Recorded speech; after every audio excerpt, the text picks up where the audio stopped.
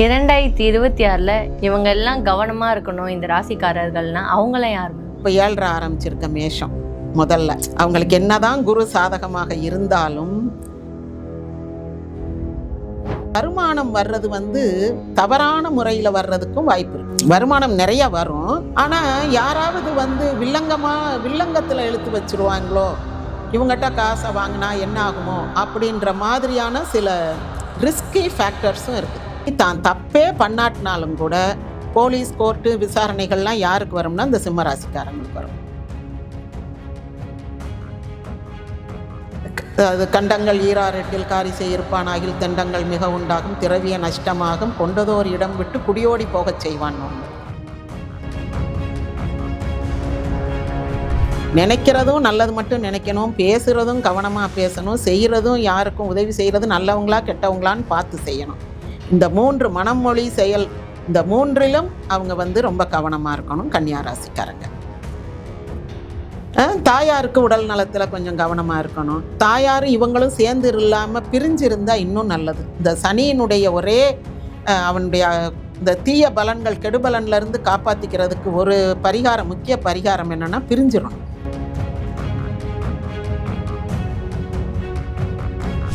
இல்லை சனி ரொம்ப வலிவாக இருக்கான், ரொம்ப கஷ்டம் கொடுப்பான் அப்படின்னா கடன் நாளியாகி ஊரை விட்டு ஓடுறது, எங்கே இருக்காங்கன்னு தெரியாமல் இருக்கிறது.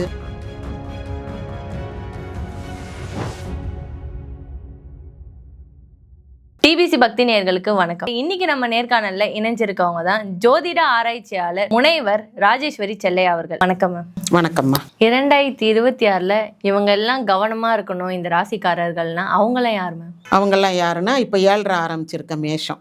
முதல்ல அவங்களுக்கு என்னதான் குரு சாதகமாக இருந்தாலும், குரு சாதகமாக இருப்பது ஒரு உற்சாகத்தை கொடுக்கும். சரி, புது பிஸ்னஸ் ஆரம்பிக்கலாம், இல்லை வீடு கட்ட ஆரம்பிக்கலாம், இந்த வருஷம் கல்யாணத்தை முடிச்சிடலாம் பிள்ளைக்கு, இப்படியெல்லாம் யோசிப்பாங்க. ஏன்னா அது குரு ஆதரவு இருந்தால், குருபலம் இருந்தால் அது சுப விரயமாகும்.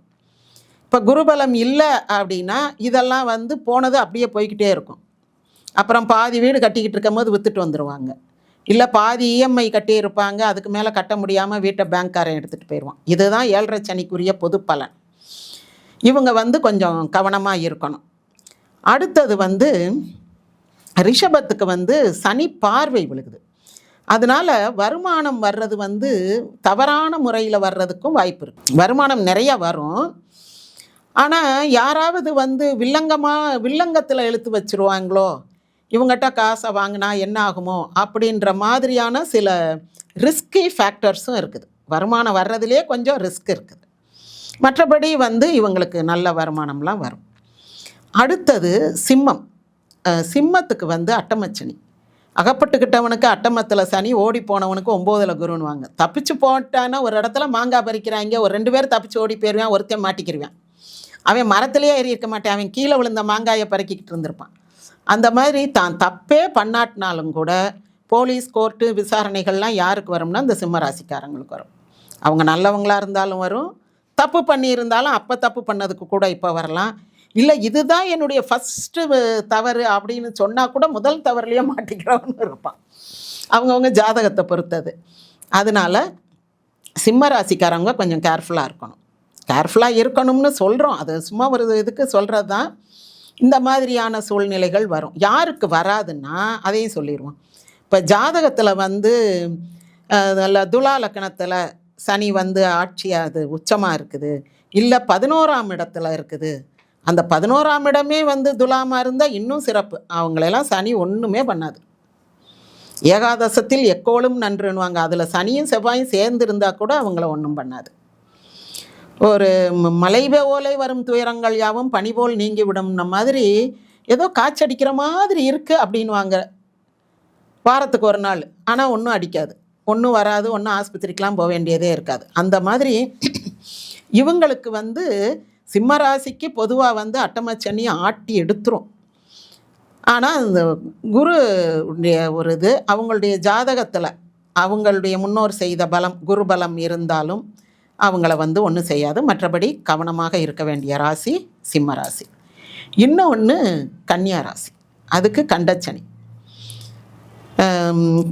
அது கண்டங்கள் ஈராரெட்டில் காரிசை இருப்பானாகில் தண்டங்கள் மிக உண்டாகும் திரவிய நஷ்டமாகும் கொண்டதோர் இடம் விட்டு குடியோடி போகச் செய்வான்னுவாங்க. அந்த 2, 6, 8 சனி வரும்போது இப்போ அட்டமச்சனி 8 சிம்மராசிக்கு சொன்னோம். இது 7. இந்த 7 கண்டச்சனி 6ல் இருந்தாலும் அப்படித்தான் கடனாளியாக்கி விட்டுரும். இப்போ இந்த 7ல் கண்டச்சனி வரும்போது தண்ட செலவுகள் வரும், அல்லது உயிர்கண்டம்ன்ற மாதிரி ஏதாவது ஒரு ஆக்சிடெண்ட் மாதிரி. நல்ல வேளை வண்டி மட்டும் சேதாரமாச்சு, நமக்கு உள்ளே இருந்த ஆட்களுக்கு ஒன்றும் ஆகலைன்ற மாதிரி வரும். இல்லைன்னா நம்ம தெண்ட செலவு, நம்ம ஒரு நன்மைன்னு நினச்சி ஒரு பிஸ்னஸ் ஆரம்பிச்சிருப்போம், அது பாதி ஆரம்பித்து அப்படியே நின்றோம். இன்னும் NOC சர்டிஃபிகேட் கிடைக்கல, இடமெல்லாம் பிடிச்சி வாடகையெல்லாம் கொடுத்து நடத்திக்கிட்டு இருக்கோம், அது வந்துட்டால் தான் நம்ம எதுவும் விற்க முடியும், வாங்க முடியும், வரவு வரும் அப்படின்ற இடத்துல நின்றுக்கிட்டு இருக்கோம். இந்த மாதிரி அந்த அஸ்திவாரம் போட்டிருக்கோம், இன்னும் லோன் வரல, வந்தால் தான் மேலே ஏற்றி கட்ட முடியும், இப்போ கையில் இருந்த நகையெல்லாம் பணமெல்லாம் போட்டு அஸ்திவாரம் எடுத்துட்டோம், இப்படியெல்லாம் இருக்கும். தெண்ட செலவு அல்லது கண்டம், இப்படியான இந்த தண்ணியில் கண்டம், அதில் கண்டம், இதில் கண்டம்னு சொல்கிறோம்ல, இந்த மாதிரி வரும்.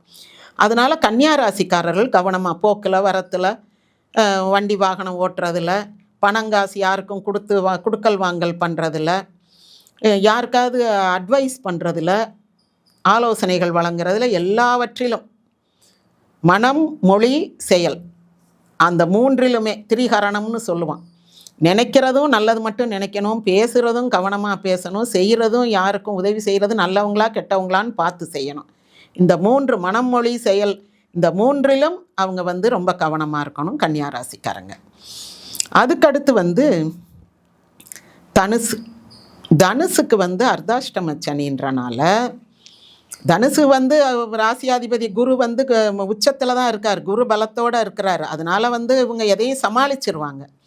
இருந்தாலும் 4ஆம் இட சனின்னும் போது சுகஸ்தானத்தில் இருக்கான். ஒன்று தாயாருக்கு சுகம் இல்லாமல் போகும், அல்லது இவங்க இவ்வளவு நாளும் காரில் போய்கிட்டு இருந்தவங்க இப்போ ஒரு 2 வீலரில் போகிற மாதிரியோ, அல்லது 2 வீலரில் போனவங்க ஷேர் ஆட்டோவில் போகிற மாதிரியோ, அவங்களுடைய போக்குவரத்து வசதிகள், அந்த வண்டி வாகன வசதிகள் கொஞ்சம் குறைபடலாம். அப்புறம் வீடு வாசல் வாங்கி கட்டி சொந்த வீட்டில் இருந்தவங்க ஒரு வாடகைக்கு வீட்டுக்கு வரலாம், ஒரு டிரான்ஸ்ஃபர் ஆகலாம், இந்த ஊரில் இருந்து அந்த ஊருக்கு போகும்போது அங்கே வாடகை வீட்டில் இருக்க வேண்டியது இருக்கும், அல்லது ஒரு ஒர்க்கிங் விமென்ஸ் ஹாஸ்டலில் இருக்க வேண்டியது இருக்கும். நல்ல சாப்பாடு, போக்குவரத்து, ஒரு ரூமுக்குள்ள 2 பேர் 3 பேர் தங்குற மாதிரி, இப்படியெல்லாம் அந்த தங்குமிட வசதி இது பாதிக்கப்படும், போக்குவரத்து வசதி பாதிக்கப்படும்னா அந்த முன்னாடி இருந்த வசதிகள் கொஞ்சம் குறையும். தாயாருக்கு உடல் நலத்தில் கொஞ்சம் கவனமாக இருக்கணும். தாயாரும் இவங்களும் சேர்ந்து இல்லாமல் பிரிஞ்சு இருந்தால் இன்னும் நல்லது. இந்த சனியினுடைய ஒரே அவனுடைய இந்த தீய பலன்கள், கெடுபலன்லேருந்து காப்பாற்றிக்கிறதுக்கு ஒரு பரிகாரம், முக்கிய பரிகாரம் என்னென்னா பிரிஞ்சிடணும். அம்மாவும் பிள்ளையும் சேர்ந்து இருக்காமல் கொஞ்சம் பிரிஞ்சு இருக்கலாம். இல்லை இப்போ ஹஸ்பண்ட் ஒய்ஃப் ஒரே ஊரில் இருக்கிறாங்கன்னா அவங்க வேலை பார்க்குற ஊரில் அவங்களும், இவங்க வேலை பார்க்குற ஊரில் இவங்களும் இருக்கலாம். பிள்ளைகளை வெளியூருக்கு அனுப்பி படிக்க வைக்கலாம். இந்த மாதிரி குடும்பம் கொஞ்சம் பிரிஞ்சு இருந்தால், அசலூரில் இருந்தால் இந்த சனியினுடைய பாதிப்பு பெரும்பாலும் குறைஞ்சிரும். அது அப்படித்தான் நடக்கும். இப்போ பெரிய கவர்மெண்ட் ஆஃபீஸரு அல்லது பெரிய பணக்காரங்களாக இருப்பாங்க, பார்த்தா அவங்களுக்கு ஒரு ட்ரான்ஸ்ஃபர் ஆகி அதர் ஸ்டேட்டுக்கோ அதர் கண்ட்ரிக்கோ போக வேண்டியது இருக்கும். பிள்ளைங்க அதர் கண்ட்ரியில் படிக்கும், இவங்க டெல்லியில் போய் வேலை பார்ப்பாங்க, சென்ட்ரல் கவர்மெண்ட்டில் அங்கே போயிட வேண்டியதாக இருக்கும். ஒய்ஃப் மட்டும் இங்கே இருப்பாங்க, ஒரு பிள்ளை லண்டனில் இருக்குது, ஹஸ்பண்ட் டெல்லியில் இருக்கார், நான் மட்டும் இருக்கேன் அப்படின்னுக்கிட்டு இருப்பாங்க. இதெல்லாம் ஒரு நல்ல வகையான மாற்றம். 7.5 சனியிலே குடும்பம் பிரியும், எல்லாரும் ஆளுக்கு ஒரு திசையில் இருப்பாங்க, ஒரு பெரிய வீடாக இருக்கும், வீட்டுக்கு நிறைய ஆஃபீஸர்ஸ் போய்கிட்டு இருந்திருப்பாங்க, நிறைய விளக்குகள் எரிஞ்சு அப்படி இருந்த வீடு இப்போ பார்த்தா ஆள் பேர் இல்லாமல் ஒரே ஒரு விளக்கு எரிஞ்சுக்கிட்டு உள்ள அம்மா மட்டும் இருக்காங்க, 2 சர்வன்ட்ஸ் இருக்காங்கன்ற மாதிரி இருக்கும். அந்த பழைய செல்வாக்கு குறைஞ்சிரும். செல்வம் இருக்கும், அவர் டெல்லியில் போய் கூடுதலாக தான் சம்பாதிச்சுக்கிட்டு இருப்பார், இந்த பையன் லண்டனில் போய் மேல் படிப்பு படிச்சுக்கிட்டு இருப்பான். ஆனாலும் அந்த வீடு சந்தோஷம், 3 பேரும் 3 திசையில் இருப்பாங்க. இதெல்லாம் கொஞ்சம் சனி நல்லா இருக்கிற ஜாதகங்களுக்கு இப்படி நடக்கும். இல்லை சனி ரொம்ப வலிவாக இருக்கான், ரொம்ப கஷ்டம் கொடுப்பான் அப்படின்னா கடன் நாளியாகி ஊரை விட்டு ஓடுறது, எங்கே இருக்காங்கன்னு தெரியாமல் இருக்கிறது, இந்த மாதிரி. இது பணக்காரனுக்கும் நடக்கும், எங்கே இருக்காங்கன்னு தெரில, எங்கே ட்ரான்ஸ்ஃபர் ஆகி போனாங்க, எந்த ஊர் இங்கே இல்லை போலையே, வா நார்த்துக்கு போயிட்டாரு போலையே அவருக்காங்க அப்படின்னு நினைப்பாங்க. இல்லை அவன் கடனை வாங்கிட்டு ஆள் காணா போயிட்டான், எங்கே போனான்னு தெரில அப்படின்னு சொல்லுவாங்க. அதனால் வந்து இந்த சனியினுடைய கஷ்ட நஷ்டங்கள் இப்படி இருக்கும். குருவினுடைய பார்வை இருக்கும்போது குரு என்ன செய்யும்னா 1 10ஆக்கி பலுகி கொடுக்கும், பெருகி கொடுக்கும், பெருக்கி கொடுக்கும். அப்போ வந்து கல்யாணம் காட்சின்னு வரும்போது நல்ல சிறப்பு, அதுக்கடுத்து குழந்தை பாக்கியம், அப்படியே அடுத்து ஒரு வளர்ச்சி மேம்பாடு அப்படி போகும். அதனால் இந்த கவனமாக இருக்க வேண்டிய ராசிகள் இந்த சனியினுடைய பாதிப்புக்கு உள்ளான ராசிகள். செல்வம் செல்வாக்கோடு இருக்கக்கூடிய ராசிகள், குருபலத்தோடு இருக்கக்கூடிய ராசிகள் அப்படின்னு இந்த வருஷ பலனை வந்து நம்ம சுருக்கமாக எடுத்துக்கலாம்.